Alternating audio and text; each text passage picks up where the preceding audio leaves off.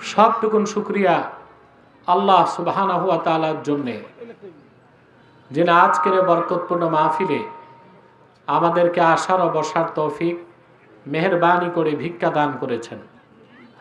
সেজন্য আসুন আমরা সকলে একবার অবনত চিত্তে হৃদয়ের আবেগ অনুভূতি উজাড় করে সমবেত কণ্ঠে বলি আলহামদুলিল্লাহ।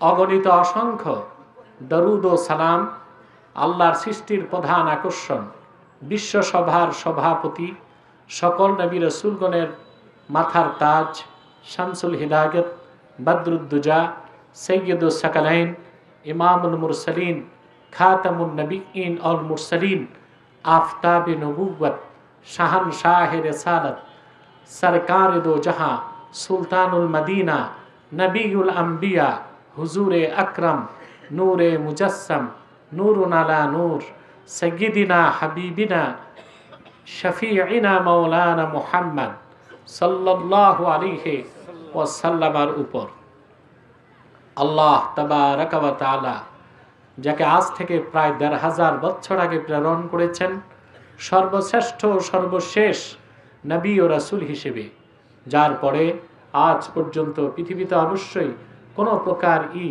নবী কিংবা রাসূল অবশ্যই আসে নাই, অবশ্যই এখনো নাই, অবশ্যই কিয়ামত পর্যন্ত আসবে না। সম্মানিত সুধী, আপনার সন্ধ্যা থেকে বক্তব্য শুনে এসেছেন। আমি জানি না আগের আলোচকরা কিভাবে বক্তব্য রেখেছে, নিশ্চিত তাদের কষ্ট হয়েছে। মহসিনকে বলো মাইক নিয়ে আসতে, 4টা হরেন আর একটা মেশিন আনতে বলো। সম্মানিত সুধী, কোরআন কারীম সূরাতুল আ'লা থেকে 2টি আয়াত আমি তেলাওয়াত করেছি। বলুন তো কয়টি আয়াত? কোন সূরা? আ'লা। এই 2টি আয়াতকে কেন্দ্র করে নির্ভরযোগ্য মুফাসসির এবং মুহাদ্দিসগণের দৃষ্টিকোণ থেকে কিছু কথা আপনাদের সামনে তুলে ধরার চেষ্টা করব ইনশাআল্লাহ। যদি আল্লাহ তাআলা আমাকে ও আপনাদেরকে তৌফিক ভিক্ষা দান করেন, বলুন আল্লাহুম্মা আমিন। স্পিকার চলে না? না স্পিকার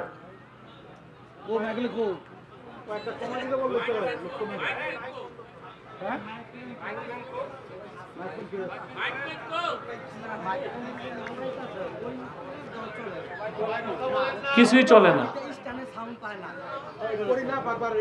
বাইরে লাগবে না, বাইরের সব হর্ন বন্ধ করে মাঠে দে।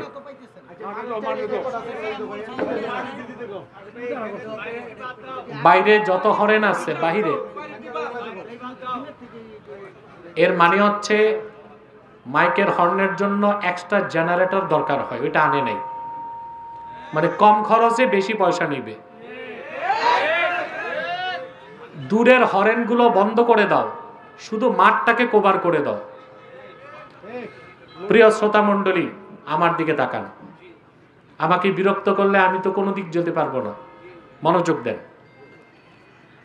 আল্লাহ তাআলা মানব জাতির সফলতার জন্য 3টা নীতি দিয়েছেন, যে 3টা কথা আল্লাহ সূরাতুল আ'লা 2টা আয়াতের মধ্যে বলে দিয়েছেন। সুবহানাল্লাহ। ক্বাদ আফলাহা মান তাযাক্কা ওয়া যাকারা ইসমা রাব্বিহি ফাসাল্লা। সুবহানাল্লাহ। নিশ্চিত সফলতা লাভ করেছে সেই যে তার হৃদয়কে পবিত্র করলো। ওয়া যাকারা ইসমা রাব্বিহি, আর তার রবের নামে জিকির করলো। ফাসাল্লা, 5 ওয়াক্ত নামাজ পড়লো। আল্লাহ সার্টিফাইড করেছেন আমার সে বান্দা 100% সফল হয়ে গেল। আপনার সফলতা চান? প্রত্যেকটা মানুষ সফলতা চায়, চায় না? একজন কৃষিজীবী কৃষিকাজে সফলতা চায়, সে চায় কত দ্রুত বাম্পার ফলন পেতে পারে। একজন ব্যবসায়ী ব্যবসায় সফলতা চায়, কত জলদি কম পুঁজিতে আঙ্গুল ফুলে কলা গাছ হওয়া যায়। একজন রাজনীতিবিদ রাজনীতিতে সফলতা চায়। মানুষ তার সফল মাখলুকাত, অন্যান্য যে ইতর প্রাণী আছে এগুলো তো সফলতা চায়, চায় না? একটা বিড়াল গাছে উঠতে পারে না, একবার চেষ্টা করে 10 বার, এক পর্যায়ে উঠতে পারে কিনা? মান্দার গাছ ছাড়া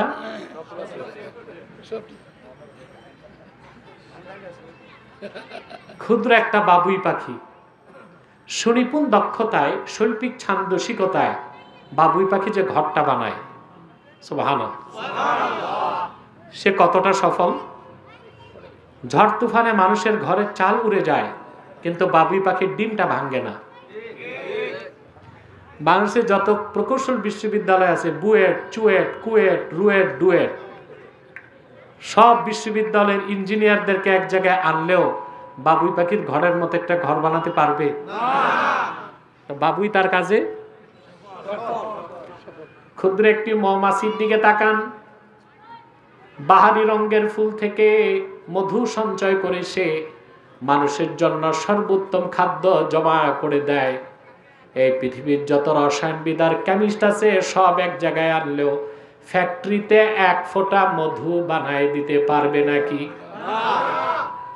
তো মৌমাছি তার কাজে সফল। প্রত্যেকটা প্রাণী যদি সফলতা চায়, তো মানুষ তো চাইতেই পারে। মানুষ আশরাফুল মাখলুকাত, মানুষের সহজাত প্রবৃত্তি হচ্ছে সে সফলতা চায়। কি চায়? সফলতা চায়। কিন্তু অধিক সংখ্যক মানুষ জানে না সফলতা কোন পথে, সফলতা কোন মতে। সফলতা কোন পথে তা ভালো জানেন তিনি, যিনি মানুষের স্রষ্টা। ঠিক না? কিন্তু আল্লাহ কর্তৃক দেখানো সেই সফলতার পথ ছেড়ে অধিকাংশ মানুষ মন গড়া মতবাদ, তন্ত্র মন্ত্র ও বিভিন্ন ইজমের পিছে দৌড়াচ্ছে। এর জন্য অধিক সংখ্যক মানুষ সফল হতে পারে না। মানুষের সফলতা কোন পথে কে জানেন? আল্লাহ রাব্বুল আলামিন বলেন, ইন্না খালাকনাল ইনসানা মিন নুতফাতিন আমশাজিন নাবতালিহি ফাজআলনাহু সামিআম বাসীরা ইন্না হাদাইনাহুস সাবিলা ইম্মা শাকিরাও ওয়া ইম্মা কাফুরা। আল্লাহ রাব্বুল আলামিন বলেন, আমি মানুষকে সৃষ্টি করেছি তার পিতার বীর্য এবং মায়ের বীর্যের মিশ্রণ থেকে। অতঃপর তাকে আমি করেছি চক্ষুষ্মান, তাকে দিয়েছি দৃষ্টিশক্তি, শ্রবণ শক্তি।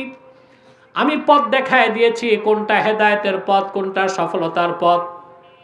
সুবহানাল্লাহ। সেই পথকে গ্রহণ করে কেউ হয় কৃতজ্ঞ বান্দা, আর সেই পথ থেকে বিচ্যুত হয়ে কেউ হয় অকৃতজ্ঞ বান্দা। তা সফলতা কোন পথে, এটা খুঁজতে হবে কোথায়? সুবহানাল্লাহ। আল্লাহ তাআলা সে কথাটাই বলেন, কদ আফলাহা মান তাযাক্কা ওয়া যাকারা ইসমা রাব্বিহি ফাসাল্লা। নিশ্চিত সফলতা লাভ করেছে সেই যে তার হৃদয়কে পবিত্র করলো, রবের নামের জিকির করলো, 5 ওয়াক্ত নামাজ পড়লো। সফলতা খুব সহজ না? সুবহানাল্লাহ বলেন। এবার কিছুটা ব্যাখ্যা নেই, কি বলেন? যে ভাইরা দাঁড়িয়ে আছেন চেষ্টা করুন বসার, আর যে বসতে না পারেন তো দাঁড়িয়েই থাকুন। ফাঁকা জায়গাগুলো পূরণ করে বসলে আপনি রহমতও বেশি পাবেন, মাহফিলের পরিবেশ যত সুন্দর হবে, হতে পারে এখানে বসার কারণে আল্লাহ আপনার জীবনের পরিবর্তন এনে দিতে পারেন। সম্মানিত সুধী, তাহলে সফলতার জন্য আল্লাহ কয়টা কাজ দিয়েছেন? প্রথম হচ্ছে কদ আফলাহা মান তাযাক্কা, সফল সেই যে তার হৃদয়কে পবিত্র করলো। এখন আল্লাহর এ কথার অর্থ কি তা তো বুঝতে হবে, কথা বলে না। আল্লাহর কোরআনের ক্ষেত্রে মন গড়া কোনো ব্যাখ্যা দেবার সুযোগ নাই। আমাদের দেশে মন গড়া কাজ হয়, লেখা থাকে বিশাল তাফসিরুল কোরআন মাহফিল, শোনা যায় তফসির একদিক, বক্তা একদিক,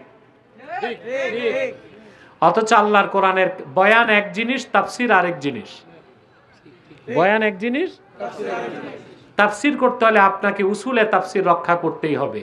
ওর বাইরে যে কোরআন শরীফের ব্যাখ্যা করলে হারাম, আর কখনো কখনো তা কুফর হয়ে যেতে পারে।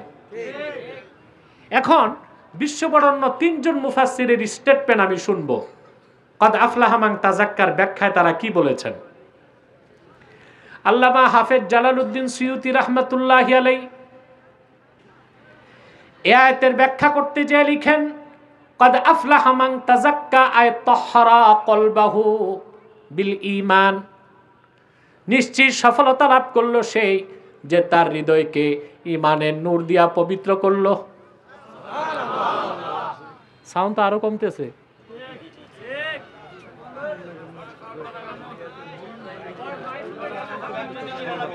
আপনারা কথা বললেন না, তখন তো ভয় পাবে, সে পালায় যাবে।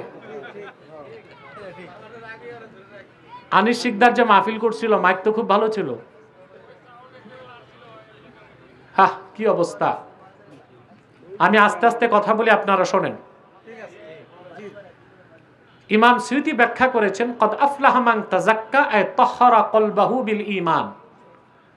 নিশ্চিত সফলতা লাভ করলো সে যে ঈমানের নূর দিয়ে তার হৃদয়কে পবিত্র করলো। কি দিয়ে?